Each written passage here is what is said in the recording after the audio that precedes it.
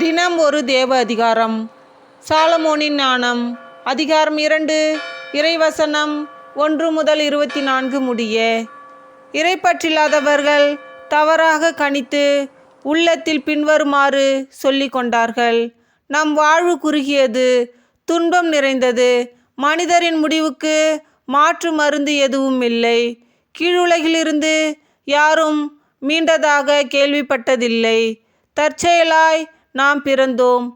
இருந்திராதவர் போல் இனி ஆகிவிடுவோம், நமது உயிர் மூச்சு வெறும் புகையே, அறிவு நம் இதய துடிப்பின் தீப்பொறியே, அது அணையும் பொழுது உடல் சாம்பலாகிவிடும், ஆவியோ காற்றோடு காற்றாய் கலந்துவிடும், காலப்போக்கில் நம் பெயர் மறக்கப்படும், நம் செயல்களை நினைவு கூற மாட்டார்கள், நம் வாழ்வு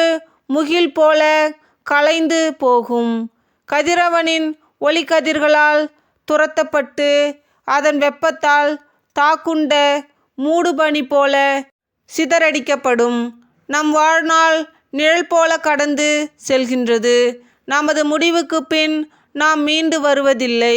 ஏனெனில் முடிவு குறிக்கப்பட்ட பின் எவரும் அதிலிருந்து மீள்வதில்லை. எனவே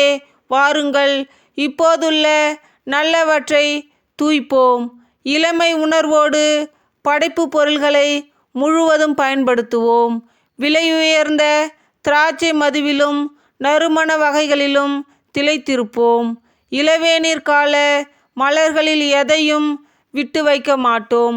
ரோசா மலர்களை அவை வாடும் முன் நமக்கு முடியாக சூட்டிக்கொள்வோம், நம் களியாட்டங்களில் ஒவ்வொருவரும் பங்கு கொள்ளட்டும், இன்பத்தின் சுவடுகளை எங்கும் விட்டு செல்வோம், இதுவே நம் பங்கு, இதுவே நம் உடைமை, நீதிமான்களாகிய ஏழைகளை ஒடுக்குவோம், கைம்பெண்களையும் ஒடுக்காமல் விடமாட்டோம், நரைத்திரை விழுந்த முதியோரையும் மதிக்க மாட்டோம், நமது வலிமையே நமக்கு நீதி, நமக்கு சட்டம், வலிமையற்றது எதுவும் பயனற்றதே, நீதிமான்களை தாக்க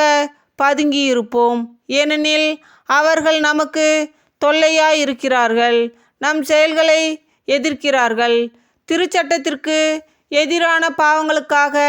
நம்மை கண்டிக்கிறார்கள், நற்பயிற்சியை மீறிய குற்றங்களை நம்மீது சுமத்துகிறார்கள், கடவுளை பற்றிய அறிவு தங்களுக்கு உண்டு என அவர்கள் பறைசாற்றுகிறார்கள், ஆண்டவரின் பிள்ளைகள் என தங்களை அழைத்து கொள்கிறார்கள், அவர்களது நடத்தையே நம் எண்ணங்களை கண்டிக்கிறது, அவர்களை பார்ப்பதே நமக்கு துயரமாயுள்ளது, அவர்களது வாழ்க்கை மற்றவர் வாழ்க்கையினின்று வேறுபட்டது, அவர்களுடைய வழிமுறைகள் மாறுபட்டவை, இழிந்தோர் என நம்மை அவர்கள் எண்ணுகிறார்கள், தூய்மையற்ற பொருள்களினின்று ஒதுக்கி செல்வது போல் நம்முடைய வழிகளினின்று விலகி செல்கிறார்கள், நீதிமான்களின் முடிவு மகிழ்ச்சிக்குரியது என கருதுகிறார்கள், கடவுள் தம் தந்தை என பெருமை பாராட்டுகிறார்கள், அவர்களுடைய சொற்கள் உண்மையா என கண்டறிவோம், முடிவில் அவர்களுக்கு என்ன நிகழும் என ஆய்ந்தறிவோம், நீதிமான்கள் கடவுளின் மக்கள் என்றால் அவர் அவர்களுக்கு உதவி செய்வார், பகைவரிடமிருந்து அவர்களை விடுவிப்பார், அவர்களது கனிவினை கண்டு கொள்ளவும் பொறுமையை ஆய்ந்தறியவும் வசைமொழி கூறியும் துன்புறுத்தியும் அவர்களை சோதித்தறிவோம், இழிவான சாவுக்கு அவர்களை தீர்ப்பிடுவோம், ஏனெனில் தங்கள் வாய்மொழிப்படி அவர்கள் பாதுகாப்பு பெறுவார்கள், இறைப்பற்றில்லாதவர்கள் இவ்வாறு எண்ணி நெறி தவறி சென்றார்கள், அவர்களின் தீயொழுக்கமே அவர்களை பறைசாற்றுவோர் ஆக்கிவிட்டது, அவர்கள் கடவுளின் மறைவான திட்டங்களை அறியவில்லை, தூய வாழ்வுக்கு கைமாறு உண்டு என்று நம்புவதில்லை, மாசற்றவர்களுக்கு பரிசு கிடைக்கும் என்று உய்த்துணரவில்லை, கடவுள் மனிதர்களை அழியாமைக்கென்று படைத்தார், தம் சொந்த இயல்பின் சாயலில் அவர்களை உருவாக்கினார், ஆனால் அழகையின் பொறாமையால் சாவு உலகில் நுழைந்தது, அதை சார்ந்து நிற்போர் இறப்புக்கு உள்ளாவர். ஆண்டவர் வழங்கும் அருள்வாக்கு. இறைவா உமக்கு புகழ். தந்தை மகன் தூய ஆவியின் பெயராலே ஆமேன்.